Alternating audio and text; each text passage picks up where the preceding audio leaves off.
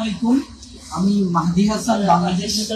আমি দিল্লি এয়ারপোর্ট থেকে বলছি। আমার সাথে যেসব ঘটনা হয়েছে এটা আমি বাংলাদেশে এসে প্রেস কনফারেন্স করে হয়তো আমাকে বলতে হবে, বাট আমি জানি না আমার সাথে অনেকগুলো অকারেন্স হয়েছে এখানে।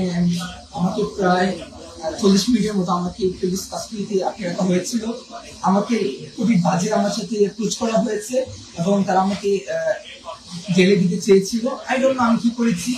এবং আমি বারবার বলেছিলাম যে if I do any kind of illegal work, আমার দেশের সাথে কন্ট্যাক্ট করেন, এম্বাসির সাথে কথা বলেন, আমার কান্ট্রির গভর্নমেন্টের সাথে কথা বলেন, বাট কেউ কিচ্ছু শুনে নাই। তারা আমার সাথে খুবই বাজে আচরণ করেছে।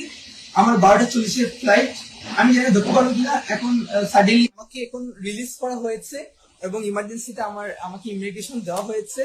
আমার 12:40-এর ফ্লাইট। আমি বাংলাদেশের মানুষকে বলবো যারা আমার জন্য টেনশন করেছেন, থ্যাংক ইউ এভরিওয়ান।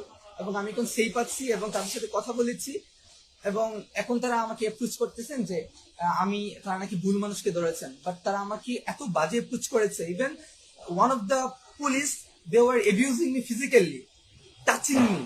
সো এগুলো আমি বাংলাদেশে এসে বলবো একজন ইন্টারন্যাশনাল প্যাসেঞ্জার কিভাবে করা উচিত কিনা।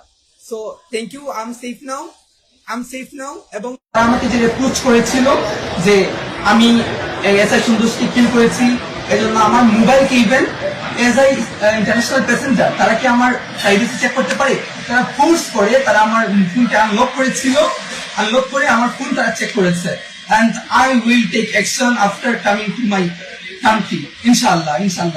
একদম আমি দিল্লি এয়ারপোর্টে আছি। তারা ইমার্জেন্সি হচ্ছে, আমি জানি না কি হয়েছে। আমার দেশ আমাকে সহযোগিতা করেছে, আমাকে তারা ইমিগ্রেশন করেছে এবং বলেছে আমার জন্য ফ্লাইট ওয়েট করছে। তো আমি গেলে পর তারা কি করবে। তো থ্যাংক ইউ বাংলাদেশ। এবং আমি এভিনদেরকে বলবো প্লিজ এটা কি টাউন প্রয়োজন আমরা রাখি, কারণ আমি জানি না আমার সাথে কি হতে চলেছে। আমার 12:40-এর ফ্লাইট। আল্লাহ হাফেজ। বাংলাদেশে দেখা হবে।